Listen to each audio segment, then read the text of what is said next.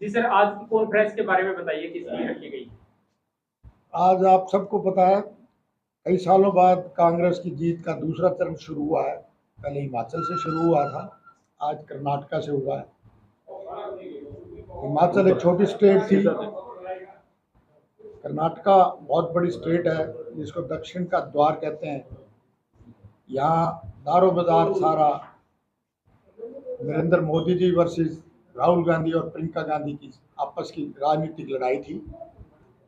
और ये लड़ाई असत्य पर सत्य की जीत है।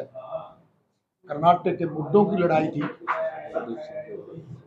और इसके बाद जनता ने बहुत सोच समझ के अच्छी प्लानिंग, रणदीप सुरजेवाला जो कि वहाँ के प्रभारी हैं, काफ़ी टाइम से उन्होंने ये सारी जो संगठनात्मक और दूसरी लड़ाई लड़ी है, उसमें इसका श्रेय जो जाता है, आज हमारे वो कर्नाटका के प्रेसिडेंट है, उन्होंने कहा है, मैं इसका श्रेय सबको देता हूँ, एक्स चीफ मिनिस्टर को, हाई कमांड को, वर्कर्स को, और कई मुद्दे जो हैं आप सबके सामने हैं।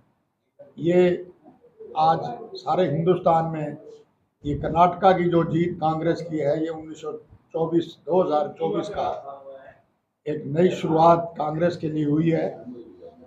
राहुल गांधी, जिसको बीजेपी ने मीडिया की बदौलत उस पर जितना पैसा खर्च करके उसको पप्पू बनाया था, आज वो जनता की बदौलत आज वो प्रिंस बन गया है। वहाँ की जनता ने उसको उनको जो आज इतनी बड़ी बहुमत से जीत दी है, ये आज दोबारा कांग्रेस की उन नीतियों की है जो छत्तीस बिरादरी और हर मामले की जो लड़ाई थी वो जीत है।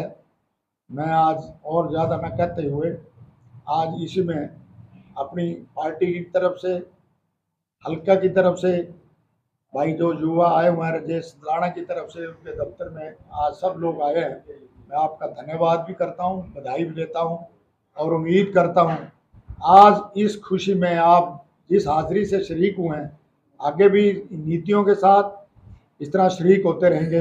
आपका बहुत बहुत धन्यवाद। राजेश जी, क्या कहेंगे? कर्नाटक चुनाव में जय बजरंग बली का एक नारा जो लगा था, वो अब किसके साथ जनता ने देने का काम किया? ये सबसे पहले तो पूरे छत्तीस बिरादरी की, सभी धर्मों की और पूरे कर्नाटक की जीत है। और ये पूरे प्रदेश नहीं, पूरे देश की जीत है। पूरी छत्तीस बिरादरी और सभी धर्मों की जीत है, न कि किसी एक धर्म की जीत है, न कोई एक बिरादरी की जीत है।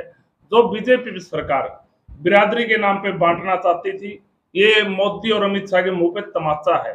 और जो बजरंग बली जी की शरण में गए थे जीत का आशीर्वाद लेने के लिए, बजरंग बली जी ने भी उनको गदा मारकर अपने घर बैठाने का काम किया है। बजरंग बली जी का आशीर्वाद कांग्रेस पार्टी के साथ है, आम जनता के साथ और छत्तीस बिरादरी और सभी धर्मों के साथ बजरंग बली जी का आशीर्वाद है। ये जीत पूरे प्रदेश नहीं, पूरे देश की है। सोनिया गांधी जी ने, राहुल गांधी जी ने रणदीप सुरजेवाला को वहां रणनीतिकार बनाकर भेजा था, वहां का प्रभारी बनाने का काम किया था। रणदीप जी ने उनके आशीर्वाद को और उनके विश्वास को अटूट और पूरा मजबूत रखा है। और वहां रणदीप जी की रणनीति के आगे मोदी और अमित शाह जी धराशायी हो गए और उनको मार का सामना करना पड़ा। क्या लगता है कर्नाटक की जीत से और बाकी राजनीति की बात की जाए, कितना असर इसका दिखाई देगा? हरियाणा की बात करें, हरियाणा में भी आगे चुनाव हो रहे हैं, कितना असर इस चीज का? ये 2024 के चुनाव में, चाहे लोकसभा का चुनाव हो, चाहे प्रदेशों के चुनाव हो, ये एक बहुत बढ़िया साबित होगा।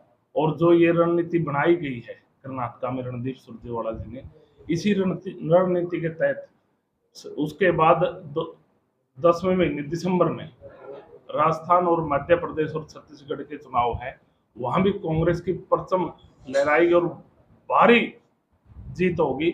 और मोदी जी और अमित शाह के मुंह के ऊपर वहां भी तमाचा होगा, पब्लिक का और छत्तीस बिरादरी का, सभी धर्मों का होगा।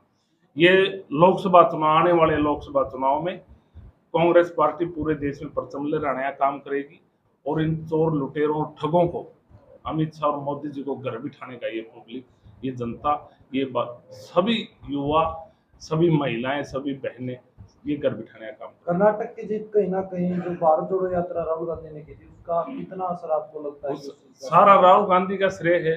सब जो यात्रा की थी, जो उसमें निखर के आया है, राहुल गांधी जी की मेहनत और उसकी लगन और उसकी ईमानदारी देखने को मिली है कर्नाटक में। उससे ईमानदार और उससे सच्चा कोई नेता है ही नहीं।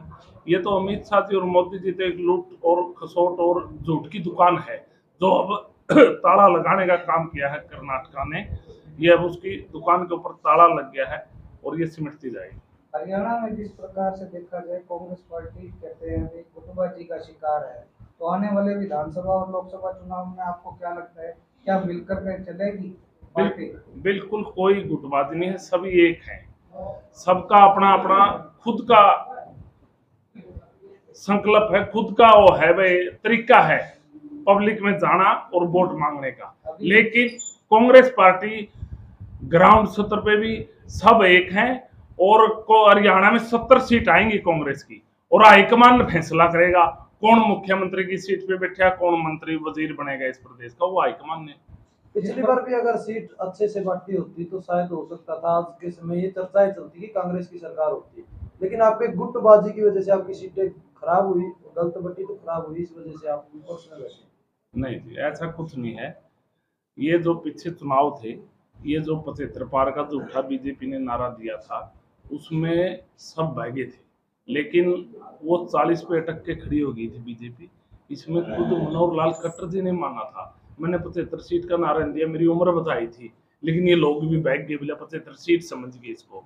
ये पिछले चुनाव में भी एक थे, सीटें जो बंटी हैं वो सब हाईकमान और कांग्रेस पार्टी ने बांटी हैं। जिसको सीट, जिसने चुनाव लड़ने टिकट दी थी, सबका अधिकार है, सबने अपने तन मन धन से चुनाव लड़ा, लेकिन वोट देना तो पब्लिक का काम था। ये बस जो बीजेपी की लहर 75 का नारा था उसमें सब हुआ, लेकिन अब की बार ऐसा नहीं है। अब 70 पार का नारा है कांग्रेस पार्टी का, सीट आएंगे 80 पार। आप भी कहीं ना कहीं किसी की उम्र तो नहीं बता रहे हो इस 70 पार के नारे के? नहीं, उम्र है हमारे नेताओं की, सबकी जो युवा है ना इसमें, चाहे रणदीप सुरजेवाला हो चाहे और नेता हो, सब 60 62 65 है। 70 की तो कोई उम्र नहीं है किसी की, या फिर 70 से ऊपर है। राजेश जी एक बात बताइए, बीजेपी के कार्यालय में एक सांप जो है वो देखने को मिला है और लोग उसको इस तरीके से कह रहे हैं कि जहरीला सांप बीजेपी कार्यालय से निकला है कर्नाटक के बाद।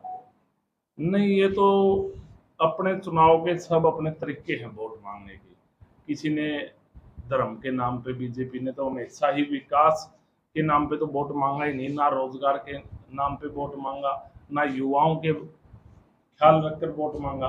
उसने तो हमेशा ही धर्म, जात, मजहब, ये इस प्रकार की राजनीति की है।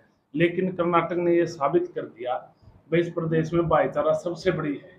कांग्रेस की इस प्रचंड जीत के प्रति आप पहले से कितना आश्वस्त थे कि इतनी प्रचंड जीत जो है वो कांग्रेस ले पाएगी? क्लियर थी वो तो, पहले रुक कर चुनाव से पहले ही चर्चा था कर्नाटक का, तो भाई इस झूठी, लुटेरी और गुंडों की सरकार को भगाना है और इस प्रदेश में और इस देश में एक अच्छे नेता को लेके आना है। जो राहुल गांधी एक ईमानदार और सच्चे नेता है, उसके ऊपर कर्नाटक ने मोहर लगाने का काम किया।